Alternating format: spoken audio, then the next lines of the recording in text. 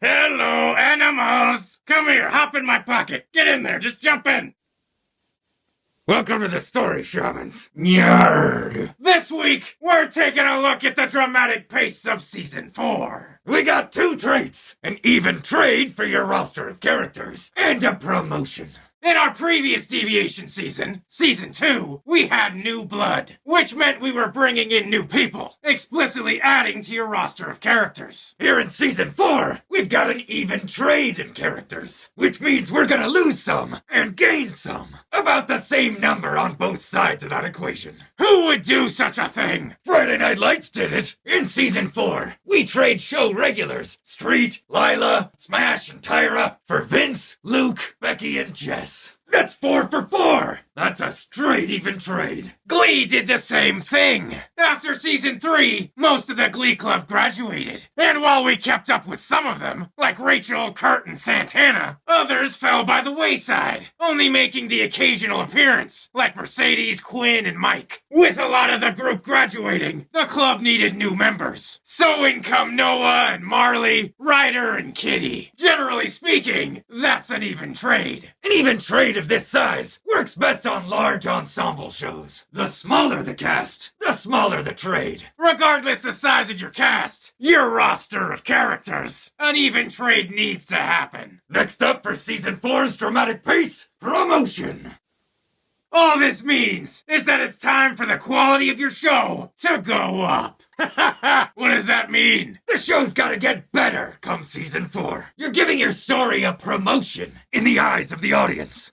It's been 3 seasons already. Your show's been going for a while here. Your first era's over. Hell, some shows only get 1 era. Come Season 4, you gotta show your audience that there's more story to tell. You've gotta open up your story to bigger and better things. You gotta show them that the best is yet to come. Who really nailed the promotion? Lost. Come Season 4, the stranded on an island idea is effectively resolved. We know people get off the island. We're also shown, though, that that's just the beginning. Things get weirder and more complex as mystery upon mystery teases itself into the future. The show pushed itself into more intricate mythology and deeper, more wide-reaching questions about not just the island, but why these people? Why go back?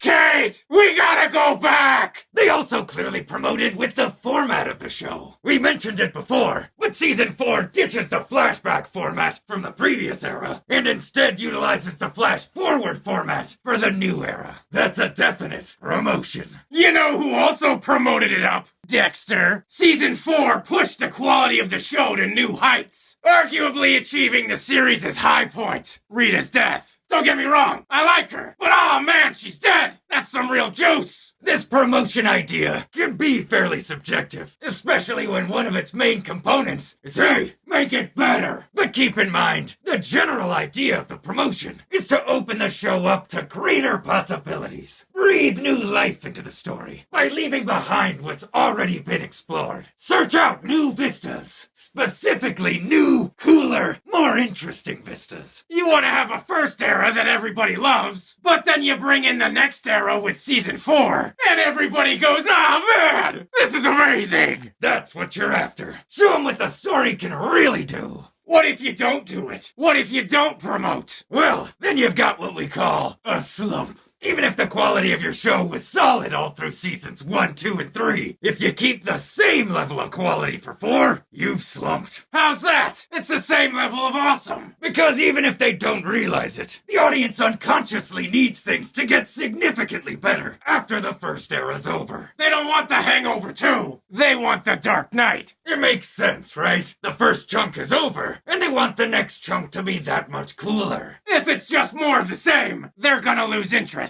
And even worse, if your Season 4 isn't even as good as 1, 2, 3, if you've run out of ideas, and it's even worse than the last era, oh boy, watch out. That's a hard slump to recover from. Most slumps are. In fact, a lot of shows suffered a slump in their season 4, and then never really recovered from the lost momentum. Who we talking about? Nip Tuck, Grey's Anatomy, Weeds, Rescue Me. They all coasted too much in season 4. Wasn't necessarily worse than seasons 1, 2, 3, but not explicitly better either. As a result, you've got no promotion. Instead, you got a case of the slumps. Anybody ever slumped it then brought it back? Arguably, The Sopranos did exactly this. Season 4, too much of the same from the past 3 seasons. The circumstances weren't very different. No real shakeup. Nothing bigger, badder, more interesting, higher stakes. As a consequence, it's a slump. Not a huge one, but a noticeable one. Season 4 was arguably their weakest season. Should have broke that marriage up at the end of 3, Chase. Just saying. But season 5 got things moving again. I'd say 5 was one of their strongest seasons. The rest of the series picked things back up, and it all worked out. Some people might hate the ending, but the show's pretty beloved all around. Notice, though, it took a little work to correct for that slump. Next week, we're finishing up season 4 and talking about its dramatic evolution.